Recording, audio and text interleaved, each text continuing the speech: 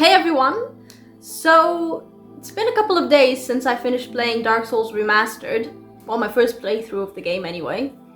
And I've had some time to process the entire experience of my first playthrough of the game. And looking back on it, what most stands out to me is the fact that there isn't really a single thing I didn't like about it. I mean, with most things you would expect there to be at least one thing that you don't like, but in this case I can't say with any level of truthfulness that there was something that I didn't like about it. I liked everything. I mean, there were some things that I liked less than others, yes, but that doesn't mean that I didn't like them. Like, for example, the fact that I was forced to, on multiple occasions, confront a fear of mine. For example, my fear of spiders, when I had to go and fight Quailag. Please don't let it be a spider. Oh, cutscene. It is a boss fight. Oh, it is a spider. Oh. Oh. Despite the fact that I know that this is not a real spider. I know it's not a real spider. I'm perfectly aware of the fact it's not a real spider. But it was still enough that my fear of spiders kicked in. It was still enough that my fear of spiders kicked in and made me do less than well. Let's put it like that. Let's put it nicely like that. To do less than well in my first several attempts against her. Because I first had to overcome my fear of spiders in order to be able to focus on the fight itself and actually play in a way that wasn't just panic dodging and panic attacking everything, and instead employed some kind of strategy. Or that time when or the many times, I should say, many times when I had to face my fear of heights. Because for some, to me, unknown reason, Miyazaki-sensei really likes making players climb to high places. All of those beams I had to walk along, I mean, some of them weren't that bad, honestly. Like, I think there were some rafters or something like that in the Undead Burg, which were honestly, I mean, they were still a decent height from the ground, but they were nowhere near as high from the ground as, for example, the beams or arches or whatever you want to call them that I had to walk along in Anor Londo, particularly the rafters. Yeah, getting across the rafters of the cathedral in Anor Londo was, well, it was an experience. It was an experience, and it was made worse by the fact that I did end up falling down. Intentionally, mind you, intentionally, but falling down intentionally made me realize just how high up those rafters were. So yeah, that had that nasty little side effect there. Although all of those places mentioned, the one which was the worst of them all, was hands down the Crystal Cave. The Crystal Cave itself was really pretty, honestly. It was absolutely beautiful. But not only were those crystals slippery, like ice, but then, for some unknown reason, there were invisible walkways there. Invisible walkways. I mean, I realize now in hindsight that I was probably meant to use the prism stones I found at the entrance into the area, the courtyard of the Duke's Archives. I realize that now, in hindsight, but back then it didn't occur to me at all, so it was nerve-wracking the first, I don't know, 8 or 9 times when I had to cross it on the way to Seath's boss fight. And every single time it was me needing to confront my fear of heights. In an interesting way, granted. I didn't expect the invisible walkways, and my first moment of realization of oh my goodness, there are invisible walkways here, was,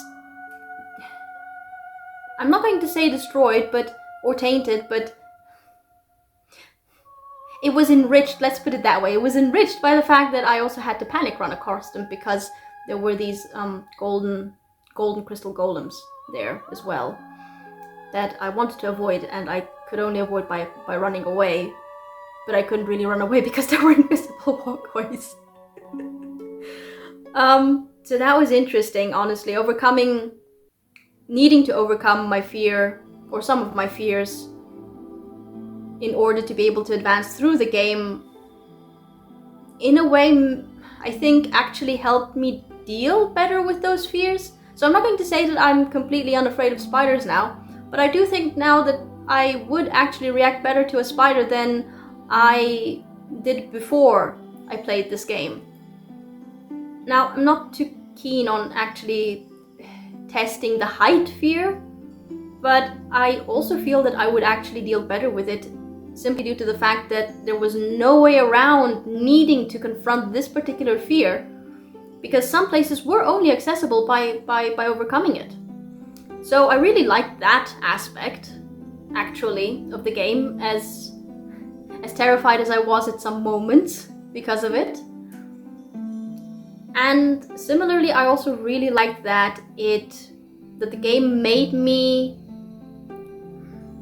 So I already noticed this in Bloodborne, and I suppose this is a concept or I don't want to call it a formula, that sounds wrong. Yeah, okay, let's go with concept. For lack of a better word, concept. That all Soulsborne games share, I guess. But the mentality needed in order to be able to overcome certain bosses, particularly ones that give you really a lot of trouble. So for me, for example, above all else, it was Ornstein and Smough. So the Black Knight in the beginning was already interesting, but he wasn't a boss. He wasn't even a side boss or something like that. He was just a slightly tougher standard enemy.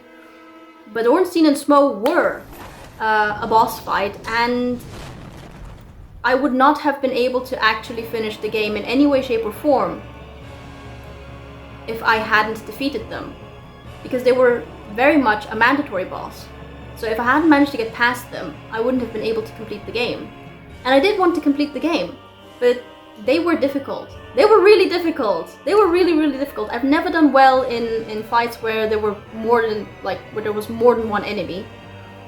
But this one, Ornstein and Smough really pushed me to my limit, I feel. Really pushed me to my limit, I feel. But in a good way, in a very good way, because the kind of mentality required in the Soulsborne games, I feel, is the type where no matter how many times you are pushed down, no matter how many times you're defeated or killed or whatever, the ability to get back up again and to go back in again and to keep going at it, to keep moving forward until you do manage to succeed to overcome whatever obstacle is giving you trouble.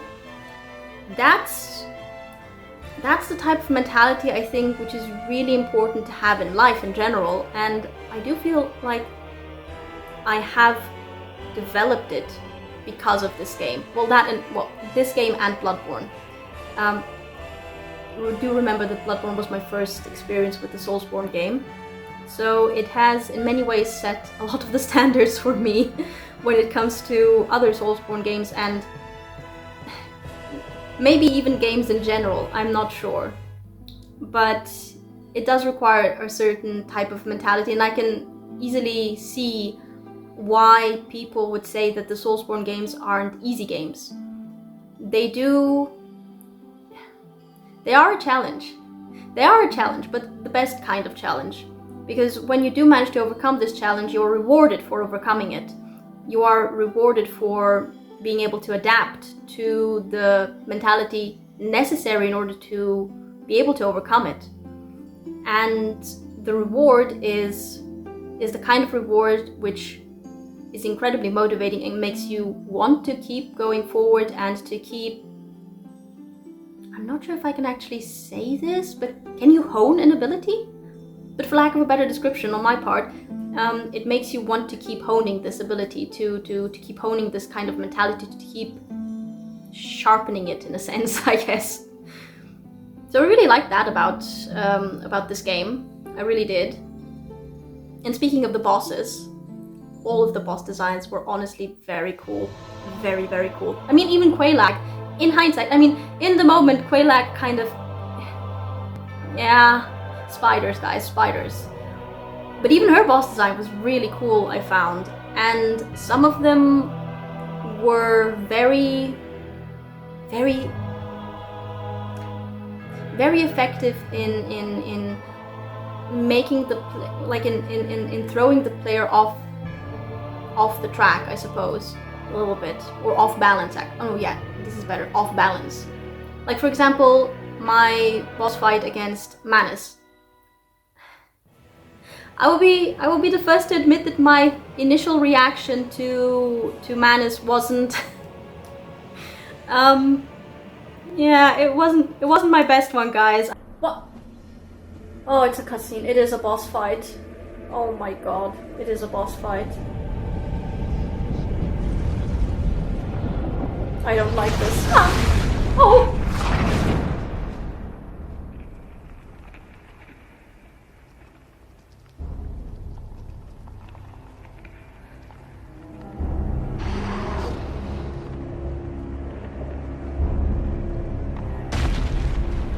What?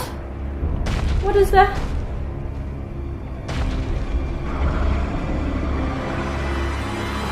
I was already very tense and on edge from the catacombs and just the fear factor of it, I guess, a little bit. That when I did go into the boss area for Manus and that cutscene played, I didn't react well. I didn't react well, as first impressions go. Not the best one probably, but I do feel that the boss designs were absolutely amazing, and I especially loved how some of the soundtracks, some of the boss soundtracks complemented the boss designs and contributed to what the player can find out about these bosses. Like for example, there was this element in Seath's boss music which told me, on the one hand, that he's very ambitious, that he has some very grand ambitions, and that he is very determined to pursue them. But at the same time, there were also these sort of like high-pitched notes which made me realize that yes, he was ready to pursue them at any cost, even if that meant going diving essentially into the abyss of madness. And I really liked that. Or for example, Artorias boss fight music. It was, on the one hand, it was at the same time both grave and solemn. Like you would imagine, for example, a knight swearing a solemn oath to do something. And then there were also these very tragic notes in the music which told me that something had gone wrong. Here was this knight who had sorry about that. Here was this knight who had made a vow, and this vow was one that he had failed to uphold, and things had gone terribly, terribly wrong. I really liked that. I really liked that it wasn't just the boss design, but also the boss music, which revealed a lot about these bosses, about these characters. In a sense, they were as much a part of, or not maybe a part of, as much a way of discovering the lore of the game as the item descriptions or the dialogues with the NPCs were. Or just, observing what was around me and what wasn't around me in some cases. All of that allowed the player to collect the puzzle pieces of a bigger picture, which was the deeper lore of the game. Looking underneath the underneath, in a sense, I suppose. And I actually really enjoyed that. I'm almost inclined to say that that was my favorite element of the game. But similarly to how I can't say that that there was something that I disliked, I also can't actually say that there was something I liked more than anything else in the game. Simply because everything was amazing. So yeah, honestly, just discovering the lore, collecting the various items. I know I've missed a lot of items in my first playthrough, I know that. I have been informed, for example, since finishing the game, that there was an entire area that can be accessed through Blighttown, which isn't the Demon Ruins, that I just missed. I completely missed that area. So I already know that there's one, there's this probably big part of the game and of the lore that I haven't had access to, that I have no idea what is about or in what way it connects to the rest of the lore revealed in the game up to that point. And I know that I haven't also gotten all the weapons or all the armor. There is a number of tail cuts, I think, which I need to do in order to get the weapons and then get more information about said weapons and the beings that these weapons came from, which I need to collect. And I also know that, so I have been informed since finishing the game that I was quite right, that there were 2 possible endings that can be achieved in this game. But I was then informed that in order to achieve the second ending, the one that I didn't go for, all I would have needed to do was to just walk away from the from the kiln of the first flame. That was it, just walk away. So I wasn't actually right in thinking that I had to play the game differently in order to be able to have that other ending. Although in a way I was right that I could have played the game differently, because I have also been informed that there is in fact a second primordial serpent I can meet in the game, who isn't Frampt. And that primordial serpent is also the toothy snake mentioned by Elizabeth and the hunter merchant in Ulasil. So, needless to say, I've already decided that for my second playthrough I'm going to seek out this second primordial serpent and have them be my guide, in a sense, through the game instead of Frampt. So I'm actually really curious how that's going to go, and I'm actually considering also recording that, like recording specifically those parts where the game would have been different, I suppose, if I had gone with this other primordial serpent as a guide / mentor or quest giver. I don't know what you want to call Frampt and primordial serpents in general. But I am considering actually recording that and putting it on the channel and in this playlist as well, just to have a more complete picture, I suppose you could say, of the game. So I think I'm gonna do that. And yeah, overall this was a brilliant game, honestly. Overall this was just a brilliant game, and I'm really looking forward to playing it again. I've already started, guys. I've already started. Like the day after I had finished my first playthrough, I went back to the game and I started my NG Plus playthrough. I just immediately started because it was just such a fun game. Such a fun game, honestly. And I would absolutely recommend it to anyone who wants to get into the Soulsborne genre, because I do think that Bloodborne is possibly a little bit too, I don't want to say brutal for a beginner, because that's not quite the right word. But I do feel like the level of difficulty in Bloodborne is slightly higher than, or somewhat higher, maybe not just slightly, somewhat higher than the level of difficulty in this game is.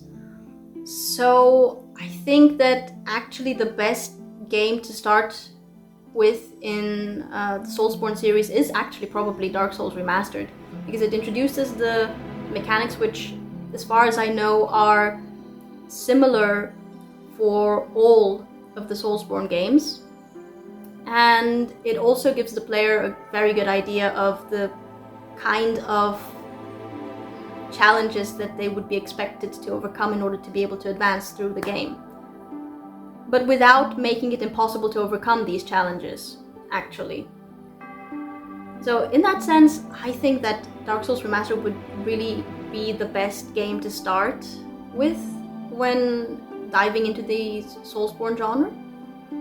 And I would absolutely recommend it. I am going to recommend it to anyone I know who plays games. I'm just absolutely recommending this game because it's just amazing and absolutely fun.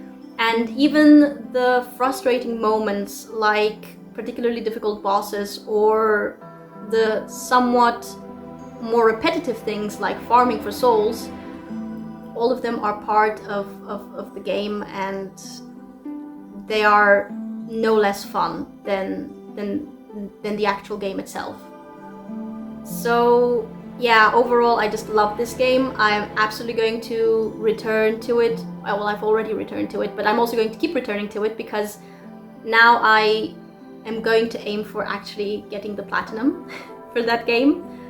I've got half the trophies I can achieve so far, and I'm absolutely intent on achieving the rest of them as well.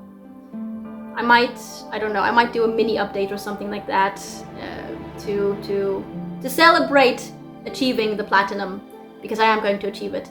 I'm not entirely certain exactly just yet what will be required of me in order to do that, but I'm immensely looking forward to the journey towards the platinum and just enjoying the game even more, enjoying it even more. Well, that, and I'm also looking forward to playing the other Dark Souls games, obviously. Starting with Dark Souls 2, because I might as well go chronologically, right? So, yeah. To anyone watching this video, if you've been considering getting into the Soulsborne genre, be it because you've heard about the Dark Souls trilogy, or because you got caught up in the Elden Ring hype, or because you discovered Bloodborne through a random conversation with a friend, or by reading a fanfiction or something like that, do give this game a go. Do give the Soulsborne genre in general a go. It is a ton of fun, absolutely rewarding, and in a sense I feel also quite it can be a positive influence, I feel, as well. So yeah, play the game, play it, enjoy it, and share your thoughts about Dark Souls Remastered and your experience with the game in the comments below. And I guess I'm still no good at finishing these sort of videos. I'm still no good at finishing them. Sorry if this is a little bit awkward. But yeah, enjoy the game, leave your thoughts and just stories regarding this game in the comments below, and see you guys in Dark Souls 2, Scholar of the First Sin.